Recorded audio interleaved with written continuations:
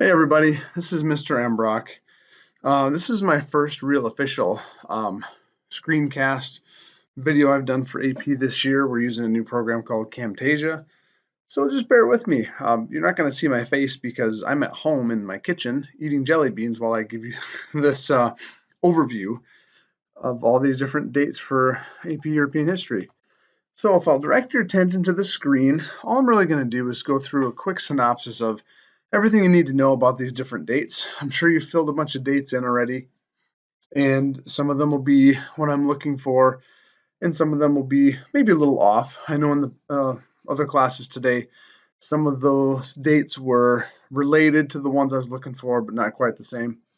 So we're going to go ahead and start with the 1453 date. So if you see me typing, perfect. You can copy down what I'm writing down and have that as your master list of all these different dates.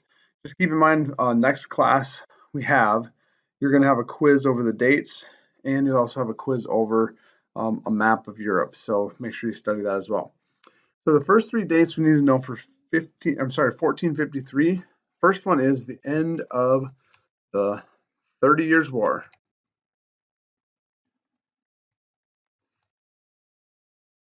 Pardon me, I was wrong. It's the end of the 100 Years' War. Wrong war. And the next one is going to be the fall of Constantinople. And the last one is the printing press. Perfect. So we'll learn more about these important events and these dates later on. The fall of Constantinople and the printing press are probably the two most important ones because one of them sets the stage for the age of exploration. When Constantinople is cut off, the Christians try to find a different way. Christian Europeans, I should say, find a different way to the spice routes, and hence them going to the New World. And the printing press is very important because, hello, written word, people that used to be able to not read now all of a sudden are more literate and can read things. So 1492 is an important date because a lot of people recognize it as Columbus sailed the ocean blue. Yeah, that's kind of the beginning of this age of exploration. There's a couple other ones that are important too. One of them is called the Reconquista, and it is what it sounds like. It's the reconquering, and it's happening in Spain. The Reconquista is a reconquering of Spain by the Christian Catholics, and they really want the Jews and the Moors and anybody who's not Catholic to be on there, which leads us to the third one, which is the expulsion, if I can spell, of the Jews from Spain. And the other one, so we've got our three already, and the last one is the appointment of Pope Alexander the sixth. We'll work on Roman numerals later. Pope Alexander the sixth to head of the Catholic Church, and then that's kind of a major turning point because that's really when we begin the kind of this religious war era and this age of trying to get rid of anybody who really isn't Catholic, and which kind of spawns the Protestant Reformation, which leads us to 1517. 1517 is when the 95 Theses are published by Martin Luther, and a lot of people consider that to be the very beginning event of the Protestant Reformation, and it shakes down the Catholic Church a little bit. And so we'll get to that stuff a little bit later. Like a lot of these dates, we're going to, of course, cover later. It's why these dates are important because there's specific turning points in a war or certain turning points in a political movement. So just bear with me. The 1555 date is the Peace of Augsburg. And the Peace of Augsburg is kind of like a split point between different religious wars that happened during the Protestant Reformation. 1588 is a landmark date for two reasons. That year is when the Spanish Armada is defeated by the English, which wasn't expected to happen. So that's big. That's a big win for Queen Elizabeth I. And then the other one is kind of an obscure event, but you need to know it because it's one of our major religious wars. It happens in France, and it's called the War of the Three Henrys between, you guessed it, three guys that are first names are Henry, and they all had a claim to the French throne. So we'll get to that more later, especially when we get into chapter 13 and 14. The year 1618 is really important because I'm sure a lot of you found this, but it's called the Defenestration of Prague. Prague today is in Czech Republic, in modern day Czech Republic, and then it was in the Holy Roman Empire. The defenestration of Prague is the beginning, it's kind of the spark of the 30 Years' War. And the reason that's important is because it's your kind of your last major war of the Protestant Reformation. And the defenestration of Prague really essentially means that a bunch of Protestant dudes threw a Catholic messenger out of a window into a pile of donkey poop. So defenestration literally translates into throw somebody out of a window. So go figure. 1648, by the way, who said European history wasn't cool? You get to throw people out of a window in a pile of donkey poop. All right, 1648. There's two important ones. The first one I'm going to give you is probably the most important one. It's the Peace of Westphalia.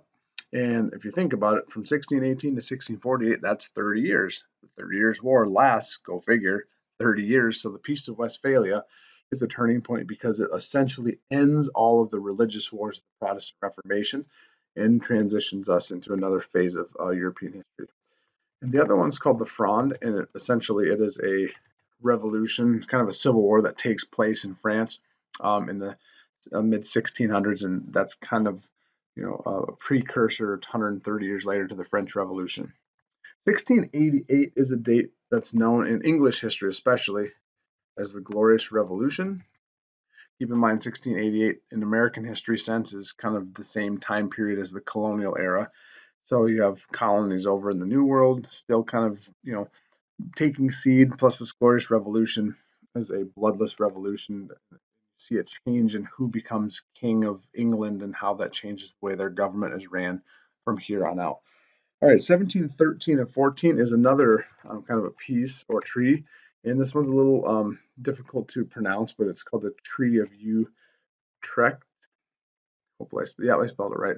And so we'll get to more of that later, but Peace of Utrecht is complex, so we have to break that down and how different countries in Europe really gained or lost something from that treaty. 1740 is the War of Austrian Succession. And the War of Austrian Succession is important because it's the first time that a female monarch was allowed to be essentially the emperor, in this case the empress, of a major European power, and that was Marie Theresa of Austria. And so there was actually a war over that because Europe likes wars. So we'll get to more of that later. We know 1776 is important because of the American Revolution, obviously. And it's also important because an important book was written called The Wealth of Nations. That book is important because it outlines what a capitalist society should look like. So though that 1776 was a really important year in American history, but also European history for all of those things. 1789 should really make a lot of sense. It's the French Revolution, which lasts all the way up to 1799.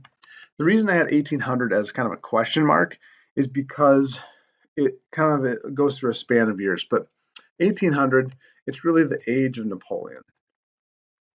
And so not only that year, I'll put the range of dates in there. It's 1799 to 1815 is really the age of Napoleon. And then the age of Napoleon ends, obviously, when he gets defeated, and the year 1814, 1815 ends the Napoleonic Wars with the Congress of Vienna, which of course is in Austria. And that's significant because you see a change from all this revolutionary stuff. Because if you look at what happened before Napoleon, you have American Revolution, you have French Revolution, you have a lot of revolution ideas. And the Congress of Vienna tries to end all these revolutionary ideas. Well, it doesn't really work because in 1830, you have what we call a year of revolution, where there's lots of revolutions that take place in Europe, and most of them pretty much fail. But that's not the point. The fact is, there's still revolutions going on, even though the Congress of Vienna tries to stop it. 1848 is what we know as the year of revolutions. So don't get those two mixed up. 1830, 1848, and that kind of time frame, things get a little bit muddy. So when we get to that point in the book, and when we get to that point in our studying of European history, it'll make a little bit more sense. But right now, just remember those two sets of years are a little bit different. And in 1848, another important book is written called the Communist Manifesto. And of course, we know that is the beginning philosophy of what is known as communism that we'll talk about later on, how that kind of evolves into what modern communism looks like. The year 1861 actually had 3 dates. The first one that's really important is Italian unification. And in 1861, it's the first time, really, since the fall of the Roman Empire that Italy was unified as one nation. So that's very significant because these revolutionary ideas are turning into what we call nationalism and the unification of different nations.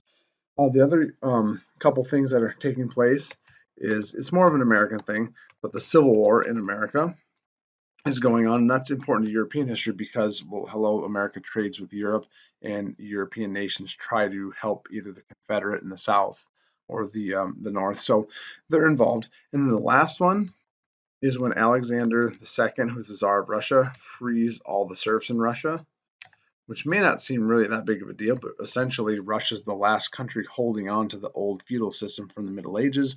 And that marks kind of the beginning of Russia becoming a little bit more moderate, a little bit more willing to treat its people good, because up to that point, Russia treated its people absolutely terrible. 1871 is another unification. It's German unification. And that one, I would even argue, is more significant because German unification is what leads to German buildup of military, which of course leads us into the next set of dates, World War I in 1914 to 1919.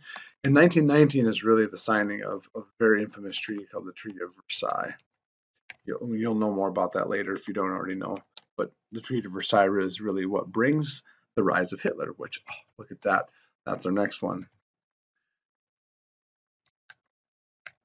So the rise of, the rise of Adolf Hitler takes place in 1933, the rise of the Nazi Party, and a lot of that's a reaction of the World War I Treaty of Versailles. And of course, we know what follows after the rise of Hitler. Eventually, you have World War II. And so after that, there'll be a couple things in here that might seem like you've never heard of them before, and that's totally fine because this might be the first time you've studied European history in a little bit of detail. But in 1968, you have a series of student revolts that take place all across Europe. They start in France and kind of spread. It's important because students are still kind of fighting for some of the rights they should have, and they're kind of fighting out against the different governments. And then you have what's called Prague Spring. And the Prague Spring is really related to those student revolts, and it's related to some more kind of back thinking of how people can be treated better in those countries, especially Prague. If you look at the defenestration of Prague all the way back to 1618, those are connected because Prague is in the same area of the country in both places. So 1989 is important because it is called the Year of Miracles. And it's mainly called the Year of Miracles because it's the fall of the Soviet Union is kind of coming into place and the Berlin Wall falls. That's really why it's called the Year of Miracles. And of course, we transition to our very last date. I think most of you already know what this is going to, entail. It is the September 11th attacks in America on the trade, World Trade Center, and that's important because it begins this kind of global war on terror to try to prevent terrorism from happening and try to get rid of terrorism. And so the reason why we stop at 2001 is because the AP exam really kind of cuts off at the beginning of the 21st century. It doesn't mean we won't take a look at some things that still push into 2010 and beyond. But as far as important dates, these are all your really significant dates that you need to understand because a lot of things will hinge and revolve around dates that you see on the screen. I'll scroll up again one more time just so you can see it, but remember you can always pause this video and replay it as many times as you want to. So if you have any questions about the dates, make sure you let me know. Otherwise, I will pause the video, and there you go. We'll see you guys next time. Bye.